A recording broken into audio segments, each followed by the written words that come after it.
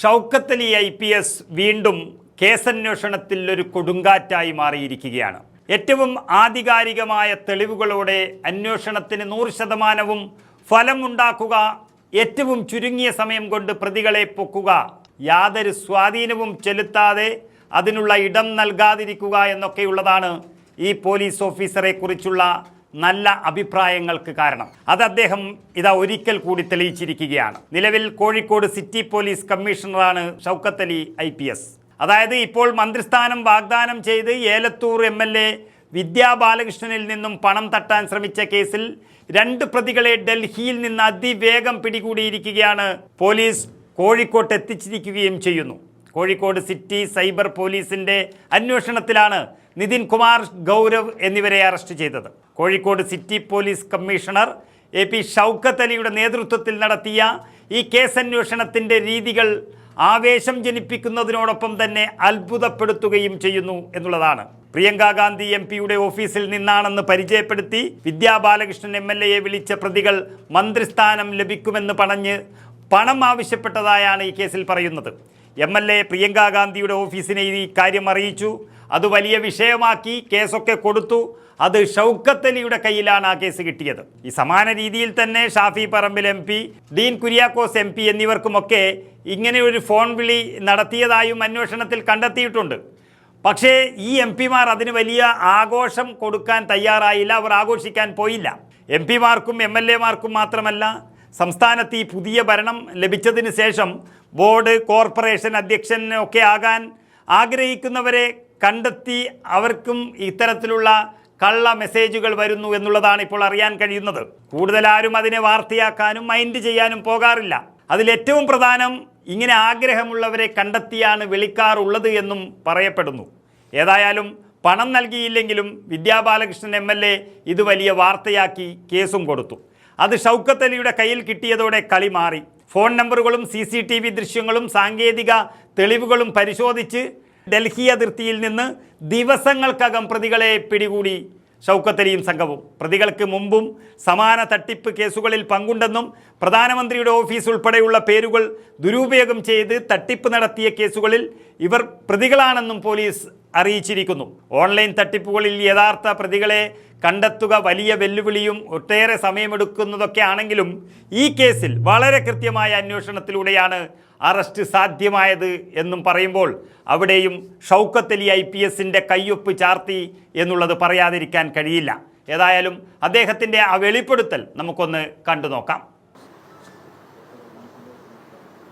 ഈ മാസം ആദ്യത്തെ ആഴ്ചയിൽ എലത്തൂർ MLA ശ്രീമതി വിദ്യാ ബാലകൃഷ്ണൻ അവർക്ക് ഇങ്ങനെ ഒരു ഫോൺ കോൾ വരുന്നു.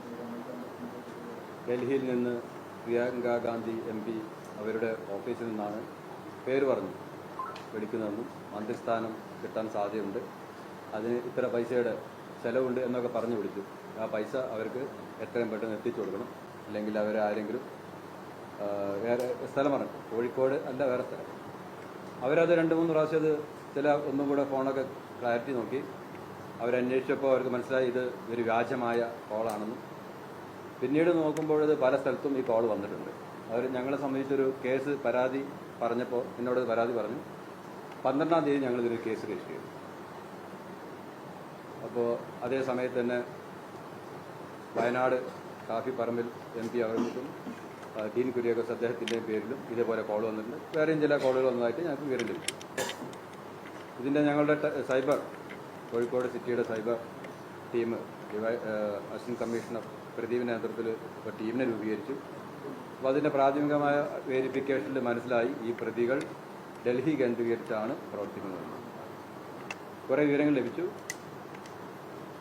അവിടെ നല്ല രീതിയിലൊരു ഫീൽഡിലും ടെക്നിക്കലുമായിട്ട് അന്വേഷണം നടത്തേണ്ടതുണ്ടാകും എന്ന അനുമാനത്തിൽ DCP പദം സിംഗ് IPSന്റെ നേതൃത്വത്തിൽ ഒരു ടീം ഇവിടുന്ന് ഡൽഹിയിലേക്ക് പുറപ്പെട്ടു. അവിടെ വന്ന് എത്തിയ ശേഷം അവരെ ഫോണുമായി ബന്ധപ്പെട്ട കാര്യങ്ങളും കുറേ CCTVയും മറ്റു രീതിയിലുള്ള ഒരുപാട് ഫീൽഡിൽ അനലൈസിങ് നടത്തി ഡൽഹി പോലീസിലെ ഉദ്യോഗസ്ഥന്മാരുടെ സഹായം ലഭിച്ചു. അങ്ങനെ 22-ാം തീയതി 10 ദിവസങ്ങളിൽ തന്നെ ഡൽഹി ബോർഡറിൽ വെച്ച് ഇതിൽ 1-ാം പ്രതിയെയും കൂടാതെ തന്നെ ആദ്യം 2-ാം പ്രതി പിന്നീട് 1-ാം പ്രതി അറസ്റ്റ് ചെയ്യാൻ സാധിക്കും.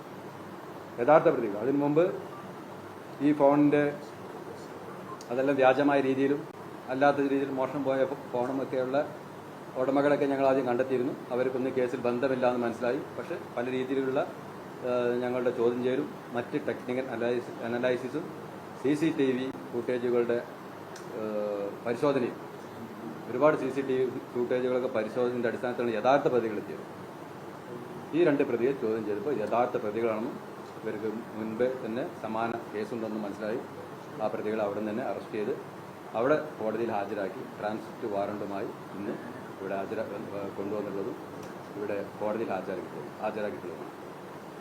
ഈ കേസിൽ പ്രതികൾ യഥാർത്ഥ പ്രതികളെ ഇതുപോലെയുള്ള ഓൺലൈൻ ചീറ്റിങ്ങിൽ ധാരാളം റിപ്പോർട്ട് ചെയ്യുന്നുണ്ട്.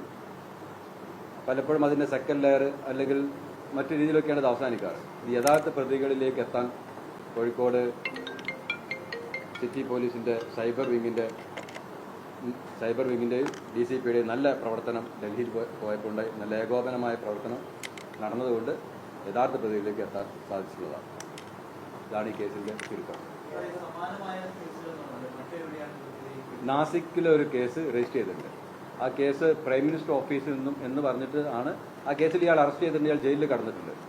ഇത് കൂടാതെ ഹിമാചൽ പ്രദേശിൽ രാജസ്ഥാനിലൊക്കെ ഇയാളുടെ കേസിനെ പറ്റിയ വിവരങ്ങളുണ്ട്. അത് ഞങ്ങൾ ശേഖരിച്ച് വരുന്നേ ഉള്ളൂ.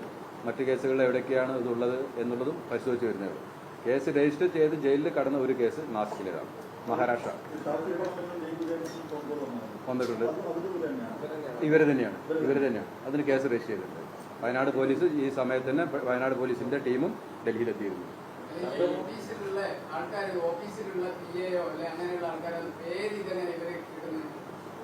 അക്കാര്യങ്ങളൊക്കെ നമ്മൾ അന്വേഷിക്കുന്നു. പല കാര്യങ്ങളും നമുക്ക് പബ്ലിക് ഡൊമൈൻ അവൈലബിൾ ആയിരിക്കും. മറ്റു രീതിയിലുള്ള അന്വേഷണങ്ങളൊക്കെ നടത്തുന്നുണ്ട്. പിന്നെ പേരൊന്നും അത്ര ഇതുമായിട്ട് ബന്ധപ്പെട്ട് ഡൽഹിയിലൊക്കെ പ്രവർത്തിക്കുന്ന ഓൺലൈൻ ചീറ്റിംഗ് എന്ന് പറയുന്നത് നമ്മുടെ എല്ലാ ഓൺലൈൻ ആക്ടിവിറ്റീസും വാച്ച് ചെയ്തുകൊണ്ട് അതുപറ്റി നല്ല വിവരമുള്ള ആളുകളാണ് ഇത്തരം കൃത്യത്തിൽ ഏർപ്പെടുന്നത്. അവർക്കിത് സാധാരണഗതിയിൽ സാധ്യമാവാറുണ്ട്. ഇപ്പം പല സ്ഥലങ്ങളിൽ സമാനമായിട്ടുള്ള തട്ടിപ്പ് നടത്തിയെന്ന് പറഞ്ഞു. ആരെങ്കിലും ഇവർ തട്ടിപ്പിൽ ഇരയായിട്ടുണ്ടോ? അതായത് സംശയത്തിന്റെ പേരിലാണോ ഈ കംപ്ലൈന്റ് ഒക്കെ? തട്ടിപ്പിൽ ഇരയായിട്ടുണ്ട്. അതിന്റെ അടിസ്ഥാനത്തിൽ നാസിക്കിൽ ഒരു കേസ് രജിസ്റ്റർ ചെയ്ത് ഇവർ അറസ്റ്റ് ചെയ്ത് ഇവർ ജയിലിൽ കടന്നത്.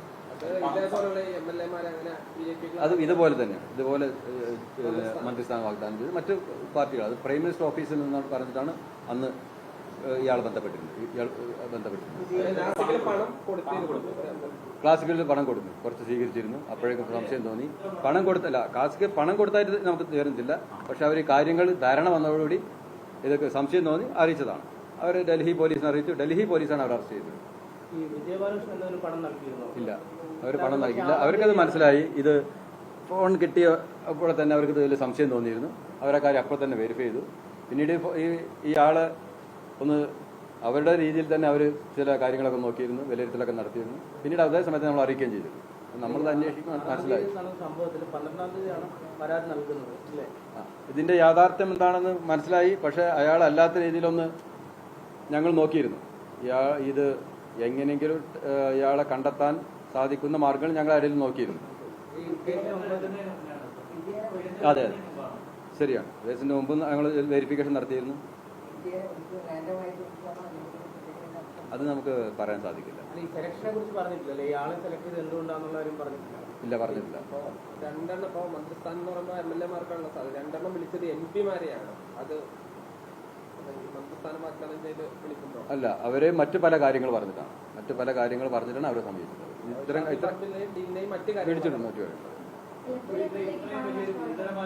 ഇല്ല, ആർക്കും പണം നഷ്ടമായിട്ടില്ല.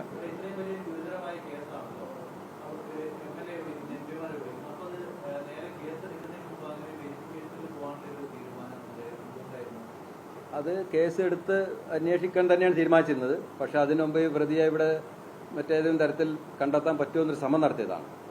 ഇവിടെ സാധാരണ ആരെങ്കിലും അങ്ങനെയൊക്കെ വരുമ്പോൾ ഒരു ശ്രമം നടത്തും, അയാൾ നേരിടുന്ന വരുത്താനോ മറ്റൊക്കെ. ചില കാര്യങ്ങൾ അതിനകത്ത് ഉണ്ടായിരുന്നു. എല്ലാ കാര്യങ്ങളും ഇപ്പോൾ നമുക്ക് ചർച്ച ചെയ്യാൻ പറ്റില്ലല്ലോ. ഇതിനകത്ത് പ്യൂർലി ഒരു ചീറ്റിംഗ് മാത്രമാണ്, മറ്റു പൊളിറ്റിക്കൽ ബാക്ക്ഗ്രൗണ്ടുകളൊന്നും ഇതിലില്ല. പ്യൂർലി ചീറ്റിംഗ്, മറ്റു ബാക്ക്ഗ്രൗണ്ട് പ്യൂർലി ആളെ പിക്ക് ചെയ്തതിലും തെരഞ്ഞെടുത്തതിലും ഒന്നും പ്യൂർലി ചീറ്റിംഗ് ആണ്. അതെല്ലാം റാൻഡം ചെക്കിംഗ് ആയിരിക്കാം. പ്രതികൾ എങ്ങനെ ചിന്തിക്കുന്നു എന്ന് എല്ലാ കാര്യത്തിലും നമുക്ക് പിന്നീട് മനസ്സിലാവുന്നുള്ളൂ. ഇവിടുന്ന് കേരളത്തിന് അങ്ങനെ ഒരു സപ്പോർട്ടിന്റെ കാര്യം ഇതുവരെയും ബോധ്യപ്പെട്ടില്ല. അതൊക്കെ നമ്മൾ അന്വേഷിക്കുന്നുണ്ട്. ഇതുവരെയുള്ള ഞങ്ങളുടെ ഹിസ്റ്ററിയിൽ നമ്മൾ ഓൺലൈൻ ചീറ്റിംഗ് എന്ന് പറയുന്നത് ബിയോണ്ട് അവർ ഇമാജിനേഷനാണ്. അവരെങ്ങനെ നമ്മളിലേക്ക് എത്തി, എങ്ങനെ ഈ സാധാരണക്കാരിലേക്ക് എത്തി എന്ന് പറയുന്ന കുറേ സംഭവങ്ങളുണ്ട്.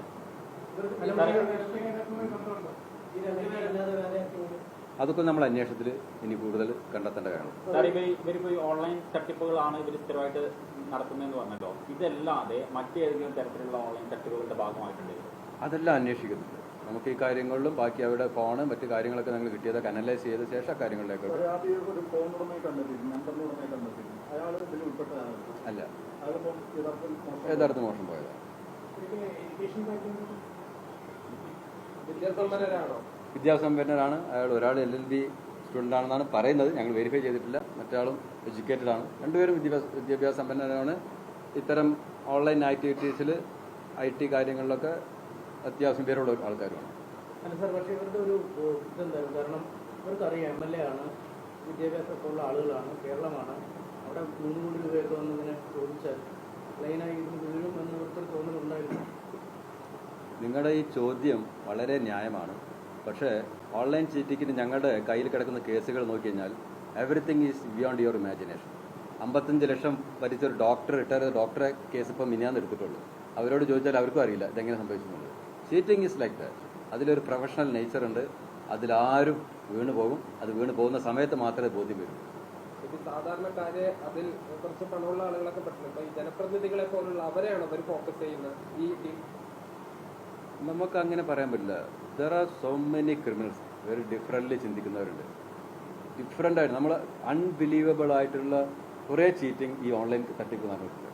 നിങ്ങൾക്ക് തന്നെ അൺബിലീവബിൾ എന്ന് പറയുന്നത് അല്ലേ. 10 മിനിറ്റിനകത്ത് ഈ കോഴിക്കോട് ടൗണിലെ ഒരു ബിസിനസ്സുകാരൻ ഡൽഹി പോയ സമയത്ത് അയാളുടെ സ്വന്തം വാട്സാപ്പിൽ നിന്ന് കോൾ വന്നിട്ട് 50 ലക്ഷം അയപ്പിച്ച സംഭവം ഉണ്ടായി ഇവിടെ. ആരെങ്കിലും വിശ്വസിക്കുമോ? It's a true case.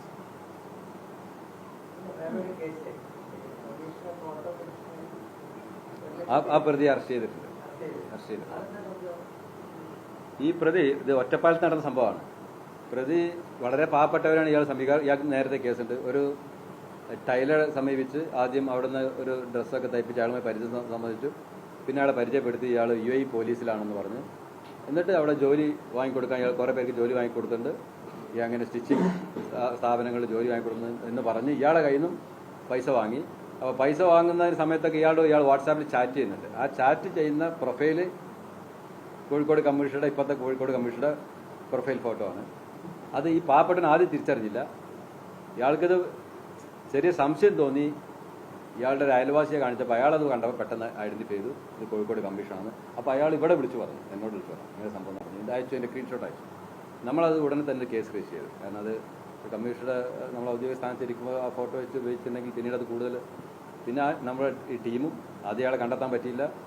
അവർ നല്ല രീതിയിൽ ഒരാഴ്ച അവിടെ പാലക്കാട് പരിസരങ്ങളിൽ തമ്പടിച്ച് അവിടെ ഹാൾട്ട് ചെയ്തുകൊണ്ട് അവസാനം ഇയാളെ കണ്ടെത്തി. നിലയാൾ അറസ്റ്റ് ചെയ്തുകൊണ്ട് തട്ടിപ്പ് തന്നെയാണ്.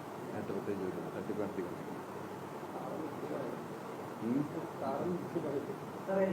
ഞാനതാണ് പറഞ്ഞത്.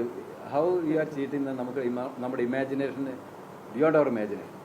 എന്നാൽ ആരും ചീറ്റ് ചെയ്യപ്പെടാം. നമ്മൾ അത്രയും കെയർഫുൾ ആയിരിക്കണം. അല്ല, ഒന്നിൽ കൂടുതൽ ഫോണുകൾ ഉപയോഗിച്ചിട്ടുണ്ട്. ഒരു ഫോൺ അവർ നശിപ്പിച്ചൊരു ഫോൺ ഞങ്ങൾ അവിടുന്ന് കണ്ടെത്തിയിട്ടുണ്ട്. കുഴിച്ചിട്ടൊരു ഫോൺ ഉണ്ടായിരുന്നു. അതൊരു ഒരു പാർക്കിൽ വെച്ച് പ്രതികളുടെ ചോദ്യം ചെയ്യാൻ മനസ്സിലായിട്ട് അത് കണ്ടെത്തുകയും ചെയ്തിട്ടുണ്ട്. അല്ലാതെയും ഫോണുകളുണ്ട്.